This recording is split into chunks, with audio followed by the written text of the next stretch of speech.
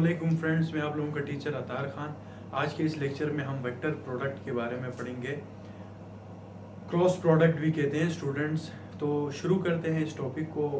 जिस तरह हमने पिछले लेक्चर में स्केलर प्रोडक्ट के हवाले से पढ़ा था, उसको हम डॉट प्रोडक्ट कहते हैं कि जब भी हम दो वेक्टर का डॉट प्रोडक्ट लेते हैं तो रिजल्ट में हमें क्या मिलता है स्टूडेंट्स, एक स्केलर क्वांटिटी मिलती है। जबकि इस केस में हम वेक्टर प्रोडक्ट के बारे में बात कर रहे हैं, तो इस केस में ये होगा जब भी हम किसी दो वेक्टर्स के दरमियान क्रॉस प्रोडक्ट लेंगे तो रिजल्ट में हमें क्या मिलेगा स्टूडेंट्स, एक वेक्टर क्वांटिटी मिलेगी। तो चलते हैं इसको समझते हैं। मिसाल के तौर पर स्टूडेंट्स, ये जो टॉपिक है ये हमें क्या कहता है कि मिसाल के तौर पर दो वेक्टर्स हैं आप लोगों के पास, ए क्रॉस बी। जब आप लोग इन दो वेक्टर्स का क्या लेते हो स्टूडेंट्स, क्रॉस प्रोडक्ट लेते हो, तो रिजल्ट में आप लोगों को क्या मिलता है, एक अलग एक तीसरा वेक्टर क्वांटिटी मिलता है। मिसाल के तौर पर उसको मैं क्या कहता हूँ, सी वेक्टर मिल जाता है। अगर इसको मजीद हम समझें तो मिसाल के तौर पर ए वेक्टर क्रॉस बी वेक्टर का बराबर किसके आएगा, ए बी साइन थीटा और एन के। ये वो फार्मूला है जिसके जरिए हम लोग क्रॉस प्रोडक्ट को समझ सकते हैं। इसमें हम लोगों ने क्या किया स्टूडेंट, दो वेक्टर्स का हमने क्रॉस प्रोडक्ट लिया। एज ए रिजल्ट हमें क्या मिला, दो वेक्टर क्वांटिटीज मिली। और एन कैप क्या है, बेसिकली यूनिट वेक्टर है। और इस एन कैप का क्या मतलब है ये भी मैं आप लोगों को आगे समझाऊंगा।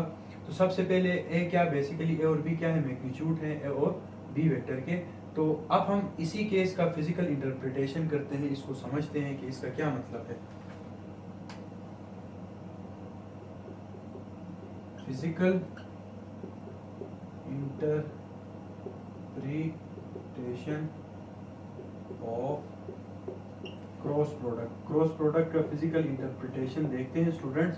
इसको समझने की कोशिश करते हैं कि इसका मतलब क्या है। तो इसका मतलब ये है स्टूडेंट्स, देखें कि दो वेक्टर्स का क्रॉस प्रोडक्ट हमेशा किसके बराबर आता है student, A B sine theta के बराबर आता है एन के। इसका मतलब अगर हम बात करें ए बी साइन थीटा या एन कैप की, ये बेसिकली किसके बराबर होता है स्टूडेंट्स, सी के।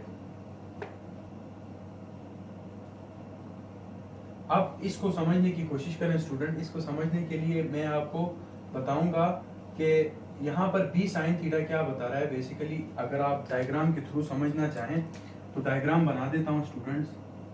ये मिसाल के तौर पर क्या है स्टूडेंट्स, ए वेक्टर है। और उसी तरह ये स्टूडेंट्स मिसाल के तौर पर क्या है आप लोगों का, बी वेक्टर है। और इन ए और बी वेक्टर के दरमियान में क्या है, कुछ ना कुछ एंगल थीटा है।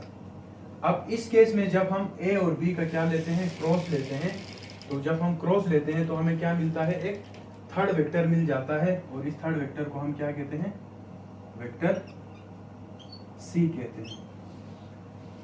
थर्ड वेक्टर मिल जाता है इस केस में, उसको हम क्या कहते हैं स्टूडेंट्स, वेक्टर सी कहते हैं। और सी के लिए हमने क्या यूज करते हैं, ये यूनिट वेक्टर एन के। इसका मतलब सी की डायरेक्शन में यूनिट वेक्टर क्या है, एन के। अब इस क्रॉस प्रोडक्ट को समझने के लिए स्टूडेंट्स आप लोग ये बात याद रखें कि ए बी साइन थीटा का मतलब क्या है। अब ए बी साइन थीटा का मतलब ये है कि यहाँ पर जो बी है, बी बेसिकली क्या है, इस केस में बी साइन थीटा क्या बता रहा है, B is the magnitude of B sin theta is the magnitude of B vector perpendicular to A vector। B sine theta क्या बता रहा है, बी साइन थीटा मैग्नीट्यूड है किसका, बी वेक्टर का, जो कि परपेंडिकुलर है किसके, ए वेक्टर के। अब इसको स्टूडेंट समझने के लिए मैं इसको रब करूंगा और आप लोगों को कोशिश करूंगा कि समझाने की कि इसका मतलब क्या है। यहाँ पर देखें मिसाल के तौर पर B sine theta magnitude B vector का किस तरह है। मैंने प्लेन में दो वेक्टर्स लिए, मैंने प्लेन में स्टूडेंट्स क्या लिए, दो वेक्टर्स लिए। एक वेक्टर क्या है हमारा, ए है। मैं दूसरे पेन से बनाऊंगा ताकि आप लोगों को समझ में आ जाए। और दूसरा वेक्टर हमारा क्या है स्टूडेंट्स, बी वेक्टर है। और ये इनके दरमियान में एंगल क्या है, थीटा है। तो अब इसको समझने के लिए ए क्रॉस बी है, तो इसका मतलब ए बी साइन थीटा। इसका मतलब मैं क्या करूंगा, बी से क्या करूंगा स्टूडेंट्स, एक प्रोजेक्शन ड्रा करूंगा किसके ऊपर, ए के ऊपर। बी से एक प्रोजेक्शन ड्रा करूंगा ए के ऊपर, जिस तरह मैंने आप लोगों को पिछली वाले लेक्चर्स में बताया था।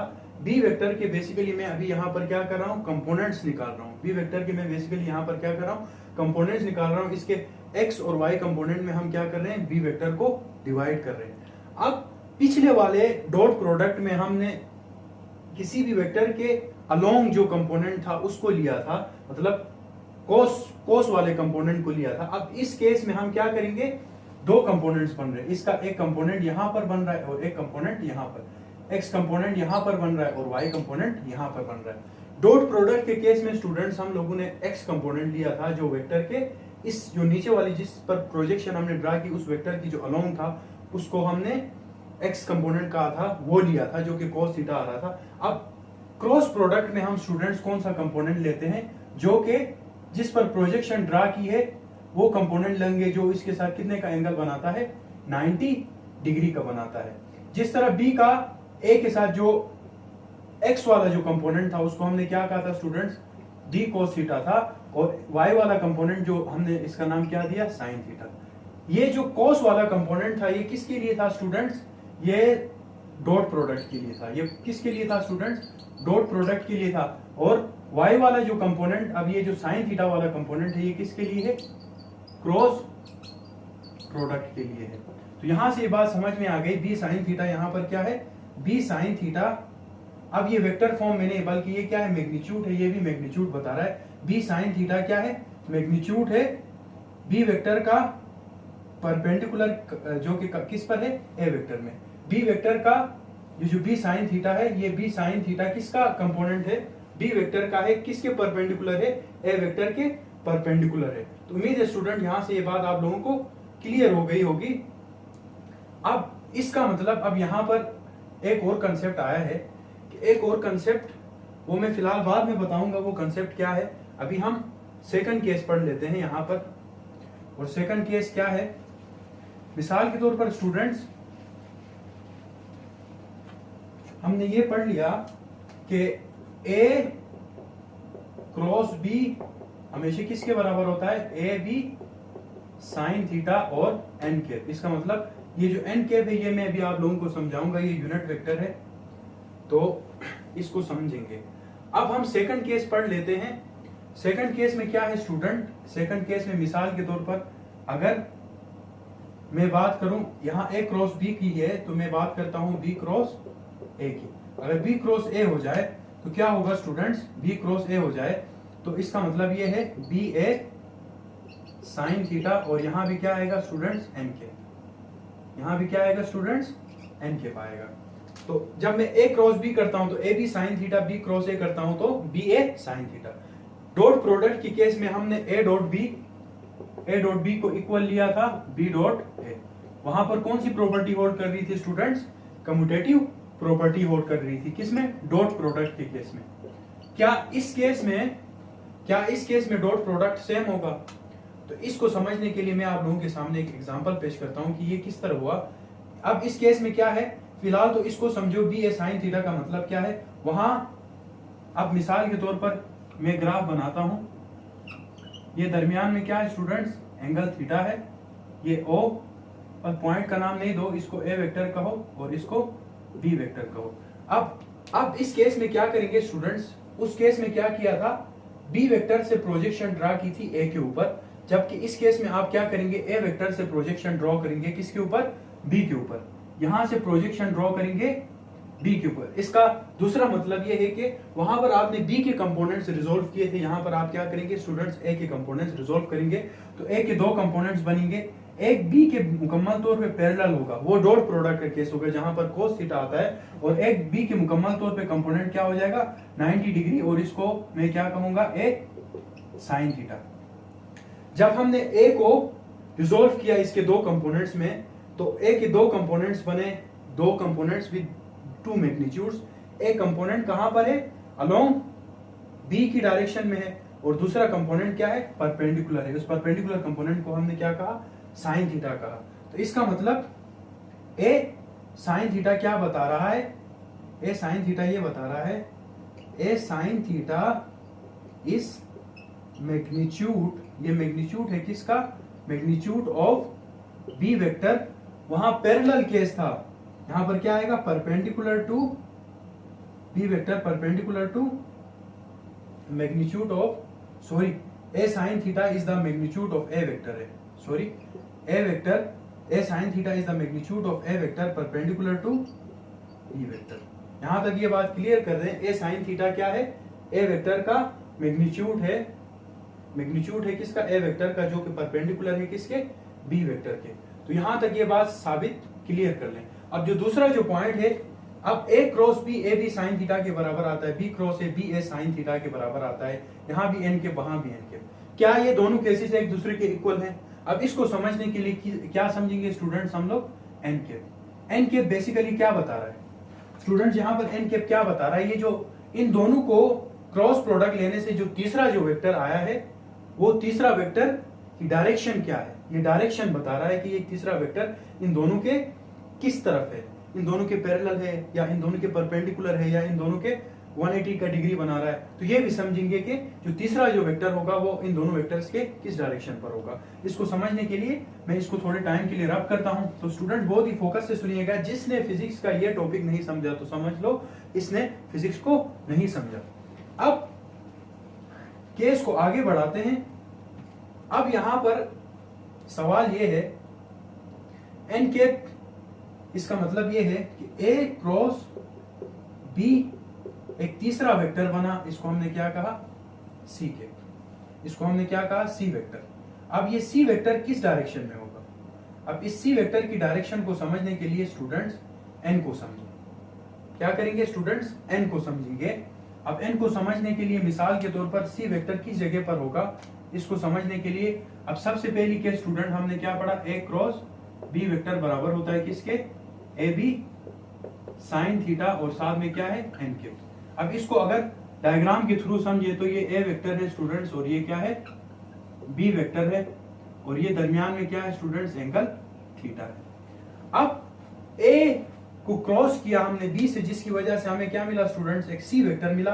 अब ये सी वेक्टर कहां पर होगा, ए बी के किस डायरेक्शन में होगा, इसको समझने के लिए हम एक रूल यूज करते हैं। इस रूल को हम क्या कहते हैं, राइट हैंड रूल। अब राइट हैंड रूल क्या करता है कि आपने क्रॉस लिया है किसका, ए क्रॉस बी का, तो ए क्रॉस बी, आप क्या करें, दो वेक्टर्स की टेल्स को जोड़ें। यहां पर दोनों वेक्टर्स की जिस पॉइंट पे टेल्स जुड़ी है वहां पर क्या करें, अपने हाथ को रखें और रखने के बाद देखें सबसे पहला वेक्टर क्या है, ए वेक्टर। ए वेक्टर से वो कौन सा कम एंगल है जिसके थ्रू आप बी वेक्टर में चले जाते हो। देखो हम ए वेक्टर से इस डायरेक्शन में भी बी में जा सकते हैं, हम ए वेक्टर से इस डायरेक्शन में भी बी में जा सकते हैं।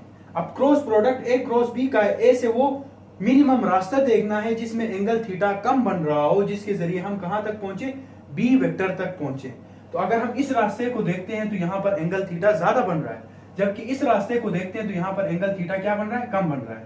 तो इस एंगल थीटा जहां पर कम बन रहा है स्टूडेंट्स, वहां पर हम क्या लगा देंगे, फ्लेमिंग लेफ्ट हैंड रूल लगा देंगे। और फ्लेमिंग लेफ्ट हैंड रूल क्या कहता है, मिसाल के तौर पर यहां पर देखिए ये पेन, ये ए वेक्टर की डायरेक्शन है और ये बी वेक्टर की डायरेक्शन है, ये ए की डायरेक्शन है, ये बी की डायरेक्शन है। यहां पर अपना हाथ रखें, मिसाल के तौर पर ये ब्लू वाला जो मार्कर है ये ए है और ये रेड वाला मार्कर क्या है, बी है। आप राइट हैंड रूल लगा देंगे तो आप कर्ल करेंगे, आप उंगलियों को कर्ल करेंगे, क्या करेंगे, घुमाएंगे किस डायरेक्शन में, जहां पर एंगल थीटा क्या बन रहा हो, कम बन रहा हो। जब आप कर्ल करते हैं ए वेक्टर को बी वेक्टर की तरफ, तो डायरेक्शन कहां बनती है आपकी थंब की, अपवर्ड बनती है। इसका मतलब ए और बी वेक्टर को कर्ल करने से डायरेक्शन कहां बनी, अपवर्ड बनी। इसका मतलब डायरेक्शन ये वाली बनी। ये डायरेक्शन किसकी है स्टूडेंट्स, बेसिकली सी वेक्टर की है। और सी वेक्टर के लिए यूनिट वेक्टर क्या यूज करेंगे आप लोग, एन केप। क्या यूज करेंगे, एन केप।